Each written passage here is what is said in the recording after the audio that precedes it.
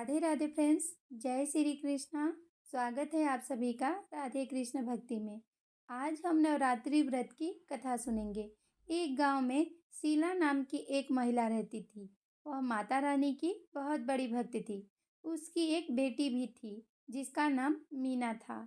वह माँ बेटी बहुत ही गरीब थे और बड़ी मुश्किल से अपना जीवन बिता रहे थे।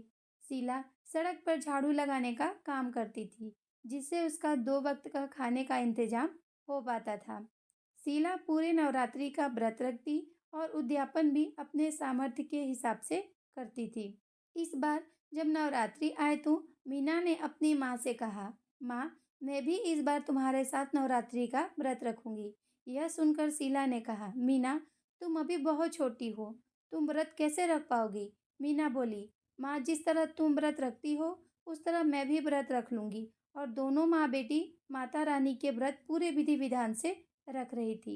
एक दिन वो दोनों पूजा की थाली लेकर मंदिर गई। जब दोनों मंदिर पहुंची तो पुजारी ने उन्हें मंदिर के अंदर जाने से मना कर दिया। लेकिन तभी मीना ने चुपके से माता रानी के चरणों में एक फूल चढ़ा दिया और फिर दोनों वहां से चली गई। अगले दिन जब पुजारी ने मंदिर के कपाट खोले तो उसने देखा कि माता रानी पर चढ़ाए गए सभी फूल सूख चुके थे, पर एक ही फूल पूरी तरह से ताजा था। यह देखकर पुजारी हैरान रह गए कि ऐसा कैसे हो सकता है। तभी वहां शीला और मीना फिर से मंदिर आ गए। पुजारी उन दोनों पर बहुत क्रोधित हुआ और सभी से कहने लगा कि ये दोनों नीच जाति के हैं और इनके मंदिर में आ जाने से मंदिर अपवित्र हो जाएगा। लोगों ने यह सुनते ही शीला को बहुत मारा। शीला बेहोश हो गई। यह देखकर मीना बहुत जोर से रोने लगी। तभी बहुत तेज आंधी के साथ एक आकाशवाणी हुई कि शीला और मीना मेरे भक्त हैं और वह फूल इनका ही चढ़ाया हुआ है जो अभी तक ताजा है। इन दोनों ने सच्चे मन से मेरी भक्ति की है। सभी ने यह सुनकर शीला और मीना से माफी मांगी। जब नवरात्रि पूरे हुए तो शीला ने अष्टमी पूजन किया और माता रानी का भोग बनाया और फिर उन्हें भोग लगाया। जैसे ही भोग लगाकर दोनों व्रत खोलने बैठी थी, वैसे ही बाहर से एक आवाज आई, बेटी, मुझे बहुत भूख लगी है, कुछ खाने को दे दो, 2 दिन से कुछ नहीं खाया।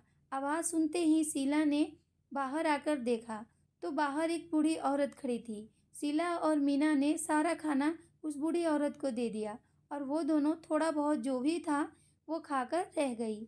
जब वह बूढ़ी औरत जाने लगी तो वह एक पोटली शीला को देकर गई और बोली, इसको मंदिर में रख देना और विजयादशमी वाले दिन ही इसको खोलना।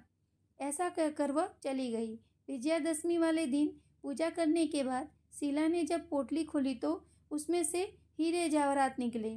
शीला समझ गई कि वह बूढ़ी औरत और कोई नहीं, स्वयं माता रानी थी। उन दोनों ने हाथ जोड़कर माता रानी के आगे सर झुकाया और दोनों माँ बेटी उस दिन से खुशी खुशी अपना जीवन बिताने लगी।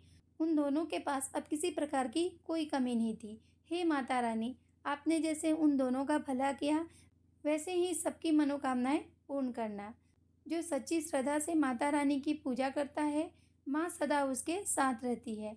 जय माता दी।